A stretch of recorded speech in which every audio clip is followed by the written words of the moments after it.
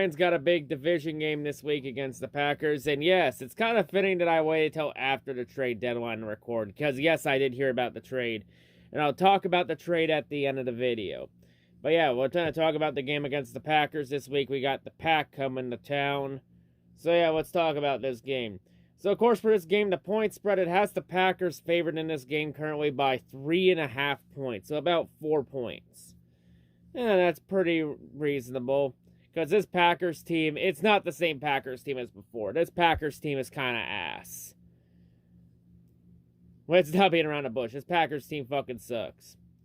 Like the cracks in Green Bay are already starting to form. Like, it seems like the collapse is already beginning to happen to Green Bay. All that's left for this collapse to really go downhill is for Rodgers to retire. And then the collapse will really take off. But yeah, overall though, Green Bay, they lead the all-time series against Detroit, 105, 73, and 7. Green Bay, they're 1-3 on the road this year. Detroit is 1-3 at home. And now let's get to the Packers team this year, the key players. So, of course, on offense, you have, of course, the QB. It's a QB a lot of Lions fans know like the back of their hand. It is, of course, Aaron Rodgers, or as a lot of us like to call him, Aaron Frogers. Because Rodgers always puts up good numbers in the regular season, but once it comes to the playoffs, he'll always choke in the playoffs, except for one lucky year. Kind of like the Milwaukee Bucks now with Giannis Antetokounmpo, where the Bucks will always choke in the playoffs except for that one lucky year. And oh, by the way, before we continue on, I do want to give my quick quote to the Milwaukee Bucks for the win on Monday night, because that was actually a really good game, very close, but Milwaukee gets the win, and I know round 2 is tonight, and because it's a home-and-home series. So maybe Detroit can get the win and split the home-and-home series. We'll have to see. But yeah, everyone could say about Rodgers being overrated. Like, I don't think Rodgers is overrated. Like, yeah, he chokes in the playoffs, but his numbers are good enough to where you can't say he's overrated. Like, he is who we think he is. Yeah, Rodgers is a bit overhyped, but Rodgers is the one thing that's keeping the Packers from being a fucking doormat in the NFC North. From being the NFC North's bitch. Like, Rodgers is the only thing that's keeping the Packers from being in the basement. Continuing on, though, the running back duo, we know this duo. It's, of course, the duo of Aaron Jones and A.J. Dillon. The receiving core, though, is completely shot to shit. That's because the Packers this year, they have definitely felt the loss of Devontae Adams. Like, that was a big blow, and the receiving core has led to why the Packers have struggled this year. Because for this game, Randall Cobb, he's not available for this game as he's on the IR with a foot injury. You also got Christian Watson, who is questionable since he's under concussion protocol. I imagine Watson's going to be cleared in time, so I think he'll play Sunday. The rookie. And then the other receivers, you got Allen Lazard, you got Sammy Watkins, you also got the other rookies in there, Romeo Doubs and Samori Tor. The tight end core, it's led by Robert Tonyan, along with Mercedes Lewis and Josiah Deruga. The defensive line, it's anchored by Kenny Clark, and now they got new additions for Clark and Jaron Reed and rookie Devontae Wyatt. The pass rushers is, of course, the duo of Preston Smith and Rashad Gary, as Rashad Gary is really coming into his own now, as that pick is looking real like a solid pick from the Packers there. On the linebacking core, well, Devondre Campbell is questionable for the game with a knee injury, but they are going to be counting on the rookie Quay Walker to anchor that thing. And in the secondary, it's led by the likes of Jair Alexander, Rachel Douglas, and Eric Stokes. And of course, I'm the head coach of this squad is Matt LaFleur. Now Matt LaFleur's looked solid so far, but Matt LaFleur's real test is going to be when Rodgers retires, is if he's truly for real or not. So we'll come back to LaFleur in a couple years if he's for real or not. Or if he's just riding Aaron Rodgers' coattails. I don't know, maybe Rodgers was just a product of Mike McCarthy, because the Packers haven't made it back that far since McCarthy left. Maybe. The offensive coordinator for the Packers is Adam Stenavich, after Nathaniel Hackett left to become the head coach of the Broncos, and that's looking like a disaster so far. And the defensive coordinator is still Joe Barry. The Packers' offense this year has struggled a lot, as the Packers' offense is ranked 18th.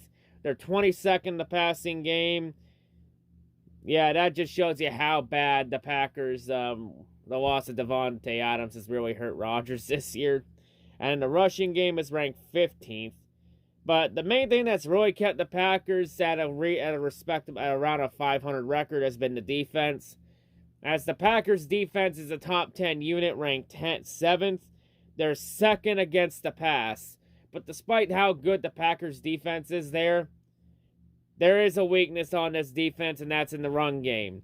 As the Packers' defense is 29th against the run. So this defense has had issues stopping the run. But they can stop almost everything else, so figure that out.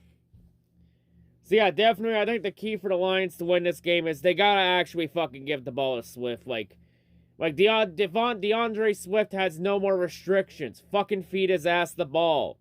Give him more than 5 fucking carries a game. Like, feed the ball to Swift, and then also give Jamal Williams the other things. And like, we just gotta find a way to get receivers open. And we also got to get pressure to Aaron Rodgers. That's going to be a big priority, is get pressure to Rodgers.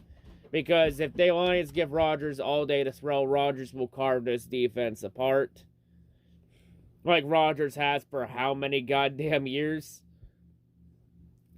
But yeah, it's going to be a very tough uphill battle. But of course, it's going to also be a very harder battle than before.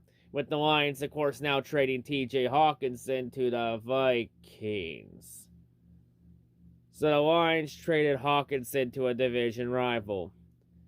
We swapped 4th-round picks, and we're giving the Vikings a conditional 4th-round pick, which becomes a 5th-round pick if the Vikings win a playoff game this year. So the Lions are really trying to get all of us to break the golden rule of never rooting for a division rival in the playoffs. A bold strategy, Colin. Let's see it pays off. In the end, yeah, we swap 4th-round picks, and we get a 2nd-round pick in return. The pick value, that's actually pretty good pick value. I think the one thing I don't like about the trade is that it was to a division rival. If anyone's wondering why the Lions would trade him, well, here's the real reason here. The Lions actually wanted to re-sign Hawkinson. Problem was, Hawkinson was demanding way too much money, and Detroit wasn't willing to give him the money, as they didn't view tight end as a premium position. Which meant that trading was the only way. I mean, I'm not against the idea of a trade because, and everyone complained about the trade, it's like, let's be real, the only reason anyone is complaining about the trade is because it was to a division rival. If it was out of division or out of the conference, would anyone be complaining about the value we got from this trade? Actually, to be honest though, I wonder if this was truly the best deal available. Because would they have gotten less for Hawkinson if they traded him out of the division or out of the conference? That's an interesting question. Like, there was no way they were getting a 1st-round pick for Hawkinson. Like, Hawkinson has struggled in run blocking, and he's been pretty inconsistent this year. Like, he's had good games where he's been an absolute beast, and then Hawkinson has had games where he hasn't shown up. And no, I don't think the Lions were utilizing him properly, so that's a question. So yeah, there's that there. Like, it was pretty clear Hawkinson was not going to be back after next year. So yeah, if you're not going to have a player back, and like if you know a player's not coming back, then it's best to trade him now and get something back in return instead of have him walk and get nothing back in return or dig yourself into a hole.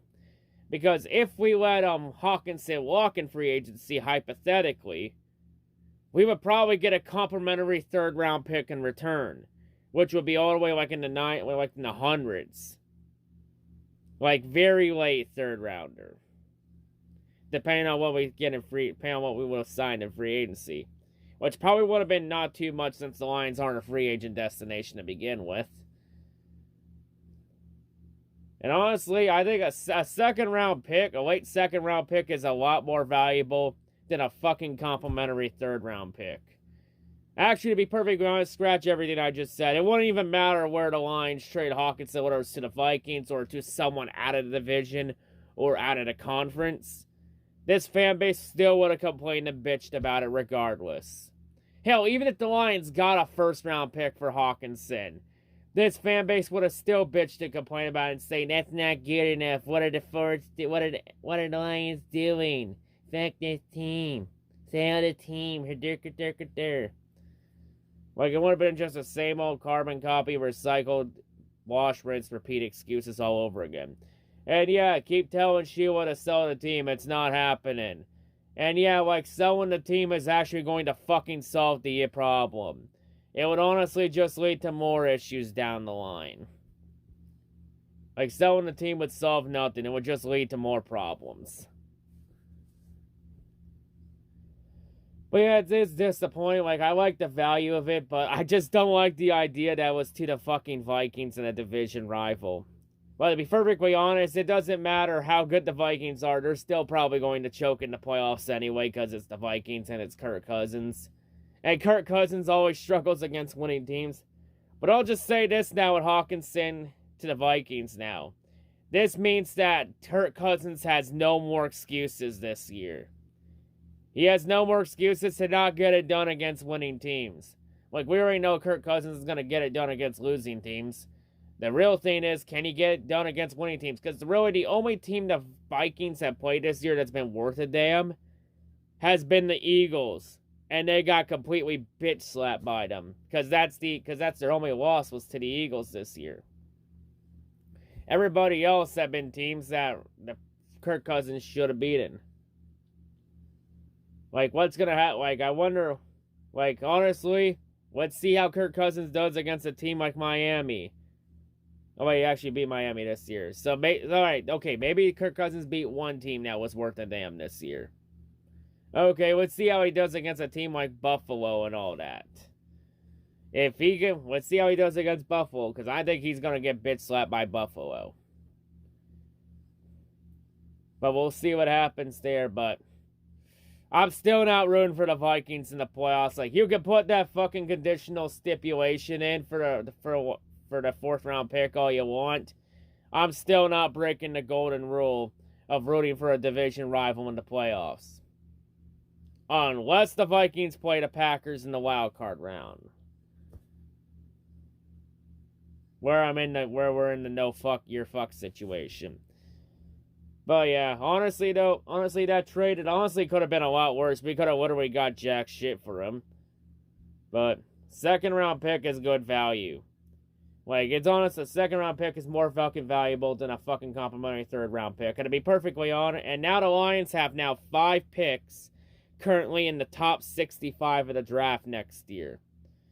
Some really good value there, and they got 6 picks in the first 3 rounds. So good value for the draft next in 2023. Yeah, and everyone complained about, like, yeah, it's not like a fucking Brad Holmes has struggled at drafting so far. Because look at, like, 3 or 4 of the players from this class this year. They're all now starters, and we haven't even had Jameson Williams come back yet. Because Hutchinson's a starter. Rodriguez has been a beast this year as a starter. And now you got Josh Pascal and Chase Lucas, and they're starters too. And also look at last year's class. Like Penei Sewell, who's a starter. Ali McNeil, who's a starter. And then Amon-Ra St. Brown as well. Like, so far, at least 5-8 players worth it. And also one of the things that for Hawkinson is that Brock Wright can do everything that Hawkinson can do as well. And also James Mitchell had some pretty good flashes against Miami last week. So yeah, but yeah, honestly, I like the value we got for, like I said, I like the value for Hawkinson. Just hate that it was to the Vikings. I'd rather beat anybody out of the fucking division. But that was probably the best deal available. We'll have to see in the rumors. But yeah, honestly, that isn't the worst news. Wait a second. Why the fuck did the Lions fire Aubrey Pleasant? He wasn't the problem. Like, the Aubrey Pleasant one, the firing for him, The only reason I heard about that firing was because the secondary didn't follow Campbell's game plan for Miami. And that's one of the main reasons why fucking Tyreek Hill and Jalen Waddle carved the defense apart last week. So yeah, definitely some dysfunction there.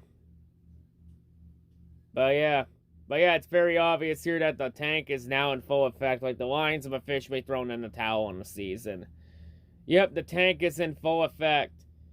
But it seems like with the Lions, if they're losing, they're just going to make it look competitive. Like, hey, I guess if you're going to tank, you got to make it look less obvious at least and try and fool the dipshits in the fan base.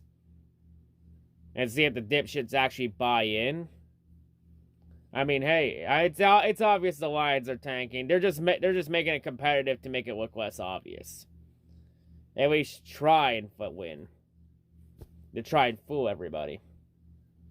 But yeah, this one, I feel like the Lions is going to be... I think it's going to be a low-scoring game, but I feel like I want the Lions to win this game, but I feel like the Packers are going to pull some bullshit to pull this game out of their ass, so I think the Packers will squeak this one out. I think the Packers win this game by 2 points.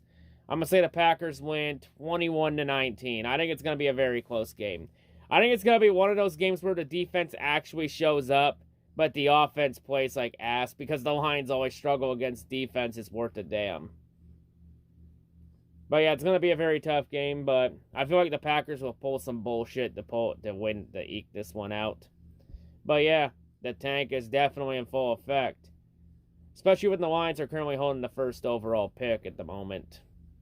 Does this mean tank for Bryce Young? We'll have to see. But yeah, I'm out.